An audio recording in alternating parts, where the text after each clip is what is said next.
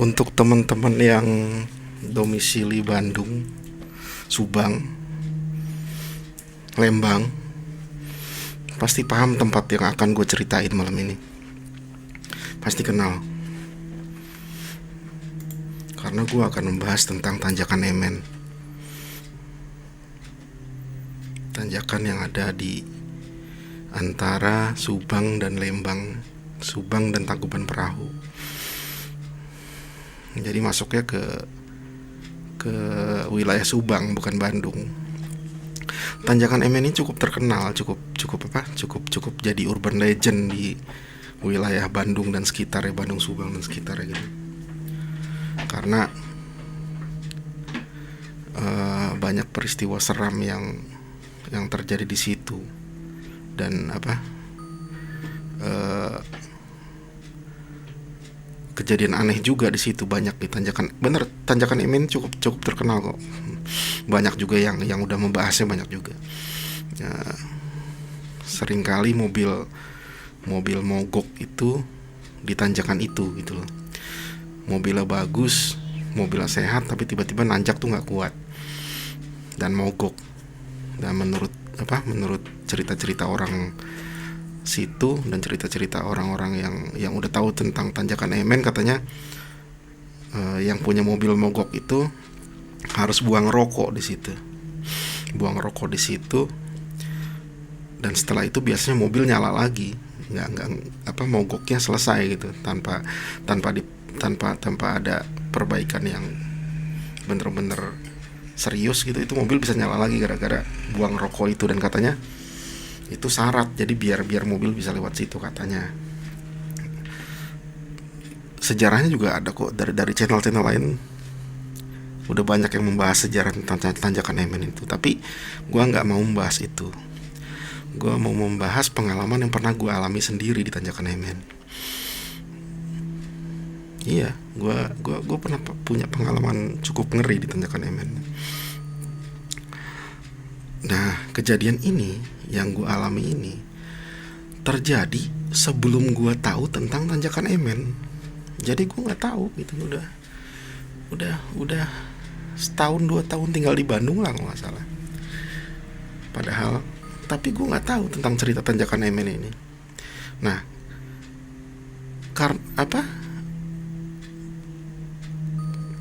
setelah gue mengalami peristiwa aneh itu, barulah gue tahu cerita tentang Tanjakan Emen ini. Tapi mengesampingkan masalah keangkerannya, ya, kalau menurut gue nih, Tanjakan Emen ini adalah tanjakan yang panjang, cukup panjang itu tanjakan, dan nggak ada istirahat. Maksudnya nggak ada space buat mobil untuk tarik nafas gitu, buat narik nafas dulu nggak ada, datar dulu gitu, atau nurun sebentar, itu nggak ada. Jadi nanjak panjang. Menurut gue itu kenapa mobil banyak yang mogok, ya karena mobil kurang nafas gitu. Menurut gue karena tanjakannya panjang ya. Kalau yang logikanya ya bisa aja mobilnya nggak kuat, atau skill pengendaranya emang nggak pernah lewat tanjakan seperti itu. Menurut gue logikanya gitu. Nah, balik lagi ke peristiwa yang gue alami. Bener, ini peristiwa gue alami ketika gue sama sekali belum pernah mendengar Tanjakan Emen, belum pernah mendengar keangkeran Tanjakan Emen. Gue nggak tahu. Jadi gue inget waktu itu gue bawa mobil berdua dari Bandung mau ke Subang. Dan kalau dari Bandung mau ke Subang itu otomatis lewat Lembang, lewat Tangkuban Perahu, Tanjakan Emen, baru Subang. Nah, itu gue berdua. Sebut aja teman gue Asep lah ya. Asep dari Bandung, gue berdua. Dan emang bener gue bareng Asep waktu itu. Oke. Kami berangkat tuh nggak tahu, gue lupa ada perlu apa. Intinya kami tuh mau ke Subang aja gitu ya. Intinya gitu. Berangkat malam, sekitar jam 11 atau jam 12 dari Bandung gitu. Jam 11 mungkin setengah 12 gitu. Ingat mobil tuh waktu itu sedan apa ya, lupa lah. Pokoknya mobil sedan waktu itu. Kami berangkat dari Bandung setengah 12.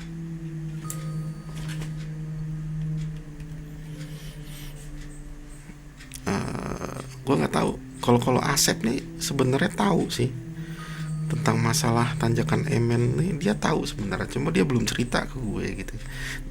Gue sama sekali nggak tahu tanjakan Emen ini, tapi si Asep tahu. Nah, berangkat dari Bandung ya gitu, sampai Lembang sekitar jam 12. Nah, akhirnya sampailah di setelah Tangkuban Perahu itu kan turun. Setelah Tangkuban Perahu turun,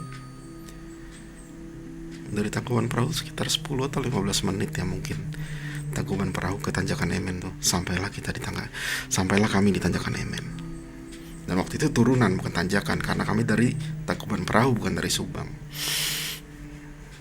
Turunan loh, bukan tanjakan. Nah, udah tepat di Tanjakan Emen yang jalannya panjang itu turun, mobil mati.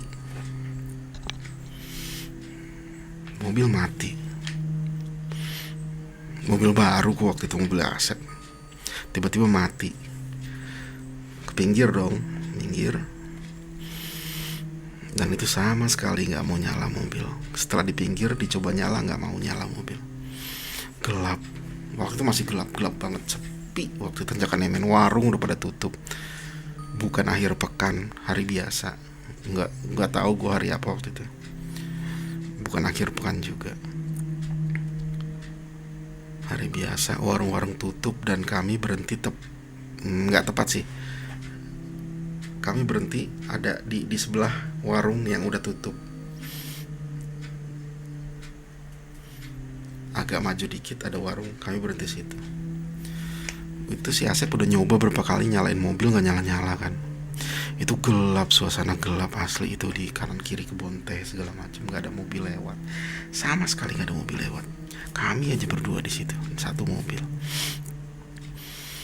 Nah, di situ gue ngeliat Asep mukanya udah mulai panik, kelihatan panik tuh Asep. Nggak, ketakutan lah, bukan panik ya. Asep tuh seperti ketakutan gitu. Ya sama, gue juga ketakutan juga tempat gelap gitu. Takut orang, takut yang lah macem-macem gitu kan. Takut ada orang jahat maksudnya. Nah, kalau gue ketakutannya seperti itu. Nah mungkin waktu itu, bukan mungkin sih, belakangan gue tahu kalau Asep tuh ketakutannya gara-gara sadar kalau kami itu berhenti di Tanjakan Emen. Kami mogok di Tanjakan Emen. Belakangan tuh Asep ngomong kalau dia tuh sadar, dia berhenti, kami berhenti, kami mogok di Tanjakan Emen. Makanya dia ketakutan gitu. Tapi belum ngomong waktu itu. Akhirnya setelah coba-coba mobil gak nyala-nyala juga, Asep punya ide. Bri, gue turun dulu ya ke bawah, katanya. Ngapain? Iya, lo tunggu mobil, gue jalan, gue nyari bengkel, kata Asep. Soalnya mobil gak bisa nyala. Jadi Asep niatnya mau nyari bantuan lah gitu. Siapa tahu ada bengkel di bawah gitu ya. Dia mau jalan ke sana. Lah kenapa nggak berdua aja? Terus ntar yang nungguin mobil siapa, kata Asep. Mobil harus ditungguin, kata. Ya udahlah. Ya udah, akhirnya gue ngalah. Berat hati gue akhirnya mengizinkan Asep untuk jalan ke bawah. Entah jalan sampai mana gue nggak tahu, karena kami nggak tahu bengkel ada atau enggak, bengkel jauh atau dekatnya nggak tahu. Ditinggal aku sendirian itu di mobil. Asep jalan kaki nyari bantuan, karena mobil sama sekali nggak bisa dinyalain lagi. Udah.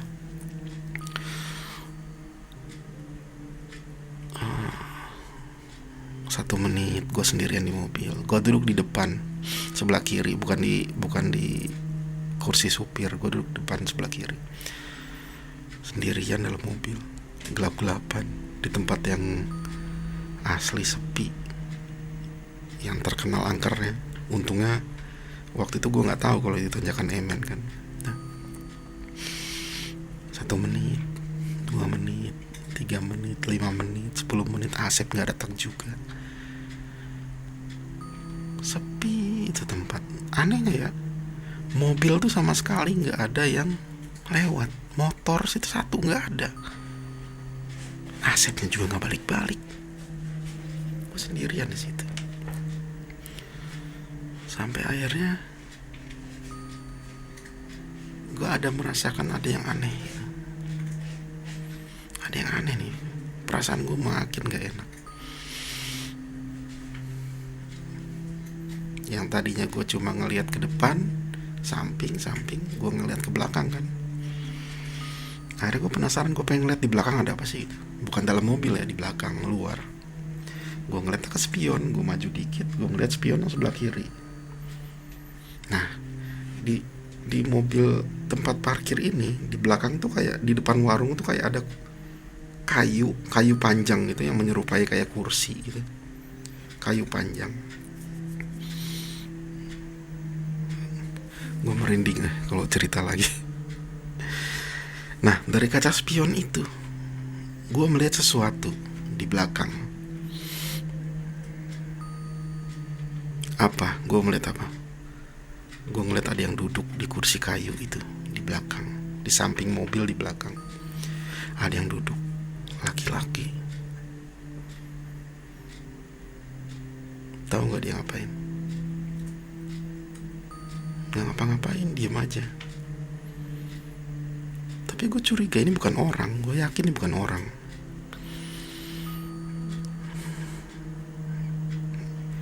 Gue merinding lagi kalau ceritain. Itu laki-laki duduk menghadap ke sana, menghadap ke sebelah kiri, menghadap ke kebun teh. Diem aja duduk gitu. Sampai akhirnya gue ketakutan. Gue gak ngeliat kaca spion lagi, gue mundur. Gue gak liat kaca spion lagi. Semenit, 2 menit, 3 menit, gak terjadi apa-apa. Dan gue gak berani ngeliat ke belakang lagi. Gue gak berani ngeliat orang itu di belakang, gak berani. Gue bersandar ya di kursi sambil nunggu asap datang. Sampai akhirnya entah menit keberapa, ketika gue duduk di mobil itu, gue kayak ngedenger ada orang bernafas di belakang, di jok belakang.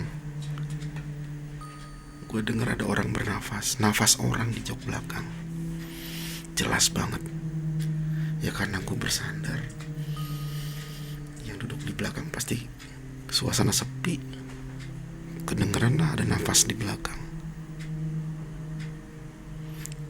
Itu ada yang bernafas di belakang, di jok belakang.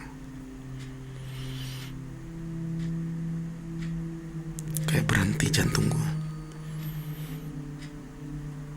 Engsel tuh, tulang-tulang tuh kayak lepas dari engsel. Gue ketakutan.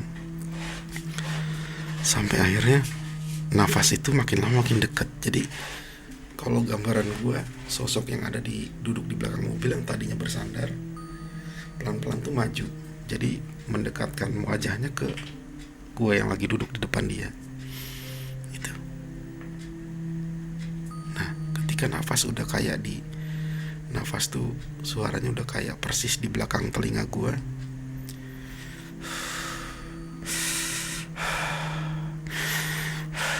Kayak gitulah bunyinya. Persis di telinga gue. Jadi kayak mukanya tuh kayak ditempelin di sini gue nih. Kayak gitu. Terus dia ngomong pakai bahasa Sunda. Gue ingat sampai sekarang ngomongannya. Tahu nggak dia ngomong apa? Dia ngomong pakai bahasa Sunda, ngomong ini. Badai ngiring ke handap. Kalau bahasa Indonesianya berarti saya mau ikut ke bawah. Ke bawah tuh maksudnya ke bawah, Subang. Karena tangkuban perahu ke Subang tuh kan turun. Jadi dia ngomongnya gitu. Badai ngiring ke handap, mau ikut ke bawah. Itu gue langsung ketakutan, itu bener-bener gila. Gak berani nengok, gak berani lihat spion. Tapi gue merasakan kalau wajahnya tuh di sini, karena nafasnya terus terdengar. Nah, entah ada kekuatan dari mana, tiba-tiba gue bisa untuk buka pintu. Gue panik, gue keluar, lari gue ke bawah. Gak berani ngeliat ke belakang lagi. Lari gue ke bawah.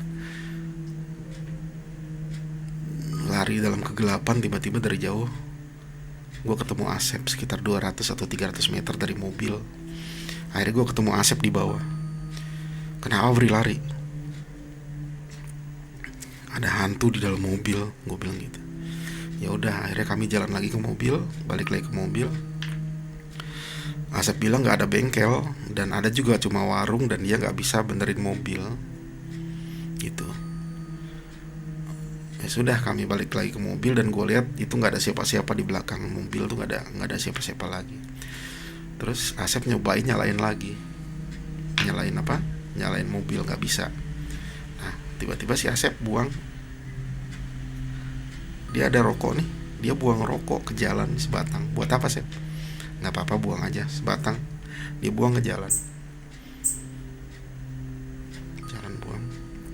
Udah, akhirnya mobil nyalain lagi, nyoba nyalain lagi mobil, nyala tuh mobil. Udah normal seperti biasa. Akhirnya kami jalan ke Subang. Nah setelah sampai Subang baru si Asep cerita semuanya tentang tanjakan Emen. Barulah saat itu gue tahu semua tentang tanjakan Emen. Sebelumnya gue nggak tahu, tapi si Asep tahu. Kurang ajar dia nggak cerita. Itulah sekilas tentang tanjakan Emen berdasarkan pengalaman yang pernah gue alami sendiri. Banyak sejarah yang, bukan sejarah, maksudnya banyak orang-orang yang cari tahu sejarah tentang tanjakan Emen di channel lain juga banyak. Tapi gue nggak ngomongin itu tadi, nggak. Gue ngomongin pengalaman gue sendiri, pengalaman seram di tanjakan Emen.